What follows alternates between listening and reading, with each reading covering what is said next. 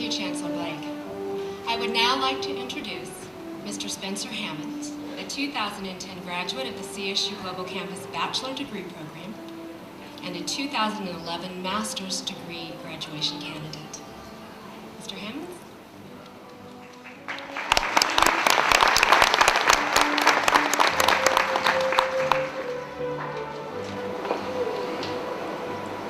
Thank you, Dr. Becky, Chancellor. For those of us that are speaking today, it's more of a Malox moment than a Kodak moment, I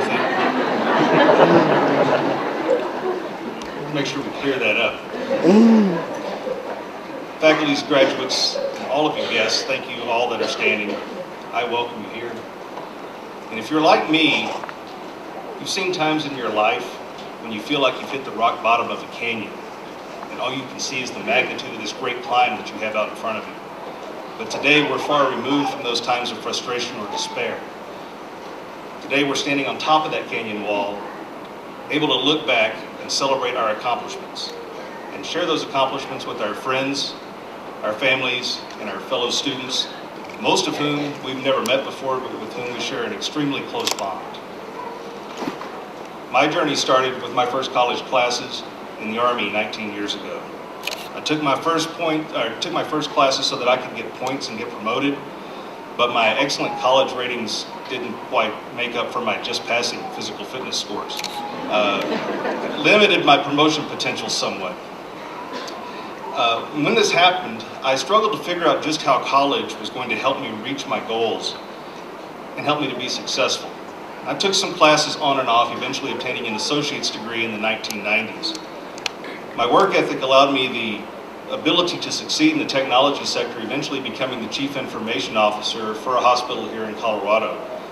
But there was always this dark, horrific conversation that would arise as I spoke to my peers, and invariably the topic of where did you go to school would come up, to which my answer would always be North Harris Montgomery Community College. While I wasn't sure where college would lead me, those difficult moments motivated me to continue my education, primarily for the credibility that this piece of paper here would help give me. Today, I stand here honored to be among these professors, faculty, and the student body, and be able to tell you that not only does this bachelor's and master's degree give me some of that credibility that I was lacking, it also gives me knowledge. And that knowledge is what I intend to use to make healthcare in the United States better for all of us, for our children, and hopefully, if I'm successful soon enough, a difference for our parents and our grandparents as well.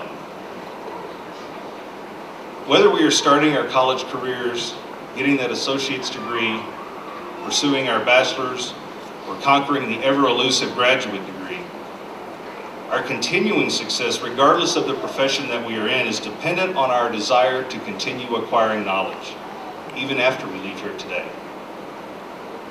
This desire for lifelong learning is what separates tourists from residents in the realm of professionalism and knowledge. Being here in Colorado, I'm sure that most of you have gone on hikes in the mountains. You take that backpack, you put it on, you grab your hiking poles, take off some unknown or innocuously named trail. I know that I've hiked hundreds of miles of the Alaska and Colorado backcountry with my wife, Corey. And because we were residents, we always could tell the tourists on the trail, because the tourists were always focused on two things. They were always focused on reaching the goal at the end of the trail, and always a secondary concern was trying to figure out how to breathe at altitude. As residents, our tempo was always a bit slower, a bit more deliberate. Not because we were pacing ourselves, but because we would take the time to turn around and look and see where we had just been, not where we were going. For those of you that have hiked these beautiful mountains, I'm sure that you can attest to the beauty that's often overlooked because people forget to look behind them. Today is a time that we should stop and turn around, remembering not just that last corner or switchback that we passed in our trek, but to reflect on the entire journey. As residents, we have knowledge that is weightless, and it places no burden on us to carry it with us. However, being a resident now doesn't guarantee that we don't become tourists tomorrow.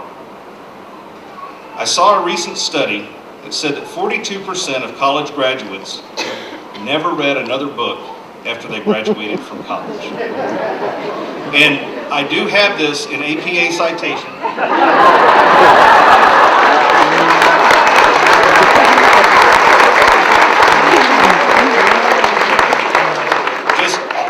Just so there's no question. While we are here enjoying our break on the trail of life, we gain perspective. We can turn around and we can see where we've been, what we've accomplished, and then we get to face forward. Look ahead at the potential in front of us all. As residents on this journey, we owe this moment to ourselves. But in order to retain our resident status, we must continue learning even after we leave here today. So today is not just for those of us that are up here in regalia, and I hope that out there, whether it's in the student body, in our gallery of guests, or with any of the other folks that are here with us today, that something will fan a flame and get at least one person to start on the journey that we are all celebrating. Yes, it is a commitment, and one that I, my fellow students, and my family can all attest to. But let me assure you that if you take it one day at a time, one moment at a time, it is a commitment that you can make and one where you will succeed. Just look at the evidence of this success here in front of you today. I know for me, no longer will the question of education ever be something that I struggle to answer, because today I'm proud to say I have a graduate degree from Colorado State University, and I'm proud to stand here in front of all of you on top of this canyon to look back and celebrate our accomplishments.